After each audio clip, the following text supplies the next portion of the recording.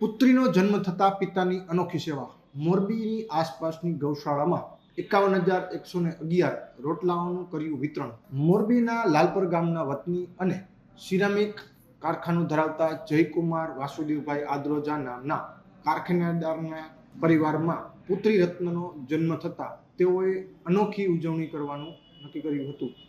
સેવાભાવી વૃત્તિ ધરાવતા જયકુમારભાઈએ મોરબીની આસપાસમાં આવેલી ગૌશાળાઓમાં ગાયો માટે રોટલાઓનું વિતરણ કરવાનું વિચાર્યું હતું અને તેના માટે 51,111 રોટલા તૈયાર કરાવડાવી અલગ અલગ ગૌશાળાઓમાં તેનું વિતરણ કર્યું છે. યુવકની આ અલગ પ્રકારની સેવાથી પરિવાર અને આસપાસના લોકોએ પણ રાજીપો વ્યક્ત કર્યો હતો અને સમાજને એક પુત્રી રત્નની ઉજવણી માટેની નવી રાહ ચીંધી હતી. મારું નામ જયકુમાર વાસુદેવભાઈ આદ્રોજા, મૂળ ગામ મારું લાલપર, અત્યારે રવાપરમાં રહી છી ગોલ્ડન એલિટા સોસાયટીમાં.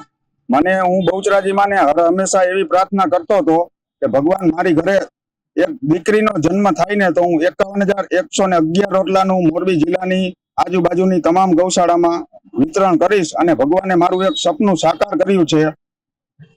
ત્યારબાદ મેં 26 તારીખે મહાશિવરાત્રીના દિવસે મેં અહીંયા એક આયોજન કર્યું હતું.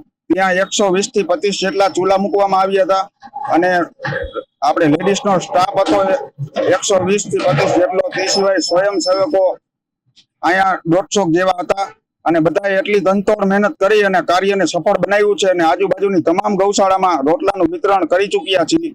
અને મને એક પહેલેથી જ એવી લાગણી હતી કે સમાજને થોડોક જાગૃત કરવો છે.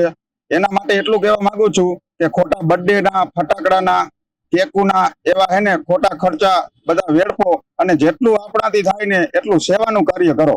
જય ગૌ માતા.